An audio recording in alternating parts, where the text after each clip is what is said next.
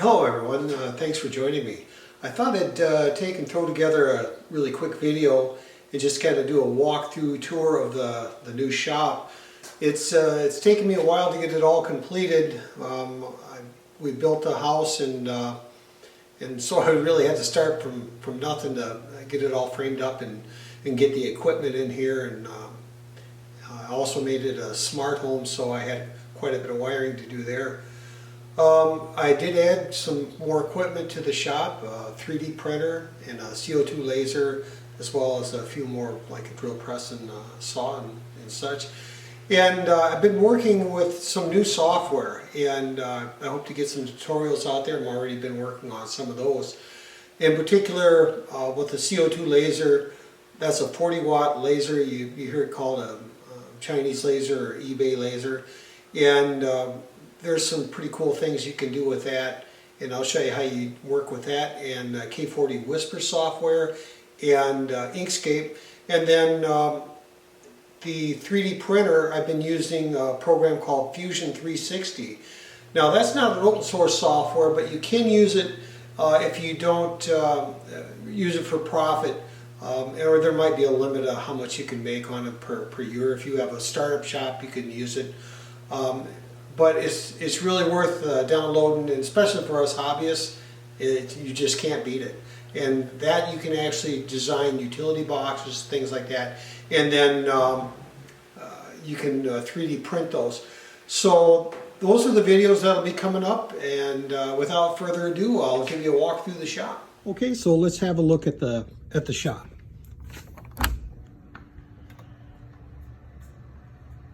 A lot of it is the same equipment I had before, but there are some significant additions to the shop, and I'll show you as we go along.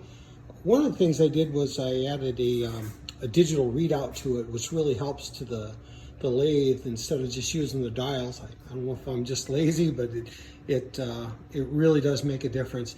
And it wasn't that hard to put that on. I just took some aluminum and made some brackets here.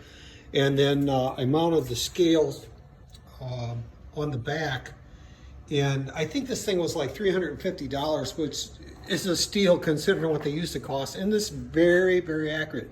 So I'm pretty happy with that addition. The mill is pretty much stayed as it was, but I did add a drill press. That was a handy little thing, a belt sander, and then I got a bandsaw, which I wouldn't believe how much I use that thing. And built myself a material rack for the different metals. And we have the saw, I had that before. And then we'll go over, and this is where built some tables for the CNC router.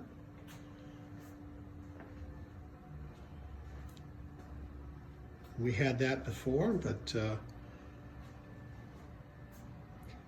and then this is a workstation for the CO2 laser, and you can see that hose going up there. I'll tell you, if you get one, you better vent it to the outside, and I have that vented to the outside with a fan, because it's going to make smoke. This is the software I'm using. It's called K40 Whisper, and there I'm taking, and I'm going to make a video on this. I'm taking a image I took off the internet. That's Rosalind Franklin, and I'm going to actually burn that to a piece of wood. And surprisingly, it does a really good job of taking an image and then turning it to an SVG file with Inkscape. Not unsimilar to what we did with the CNC router, but I think you'll like the results when you see it. And this is the CO2 laser. A lot of people call it the Chinese laser, the K40, because it's a 40-watt laser, but you can do amazing things with this. And then next up here, we also added a 3D printer, and I use this thing all the time. And I've designed a lot of my own utility boxes and just adapters, and there's so much you can do with it. And then we made a workstation here, And this is a robotic arm. Now I didn't design this one, I'm working on my own.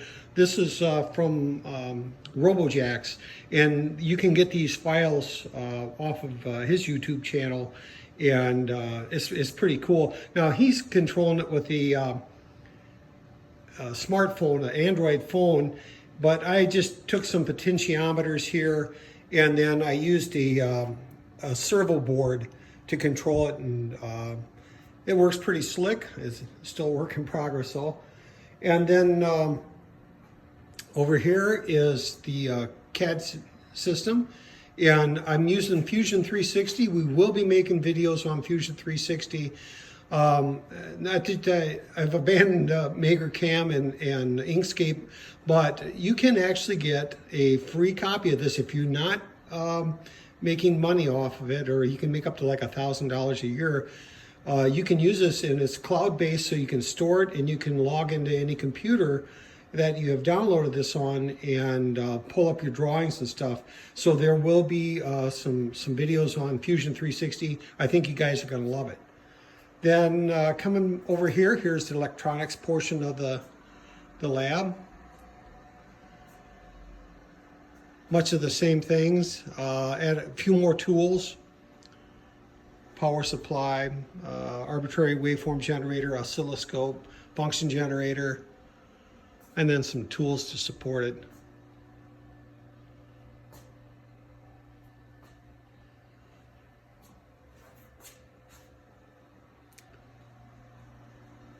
So that is pretty much the shop. Now, when I built the home, I did make this a smart home. Here's where I work out if I'm going to draw up a schematic or something. I'll do that first. If I get stuck on a problem, I consult with this guy. And then you can see over here, this is the smart home part of it. I got a battery backup system to keep it all going. So yeah, that in a nutshell is the new shop. So we plan on making a lot of new videos here, so stay tuned. Well, that's a tour of our shop, and want to thank you for joining me. And like I said, I do have some videos in the works right now, and we'll get those out to you as soon as we can. And meantime, thank you so much for taking the time to watch the video.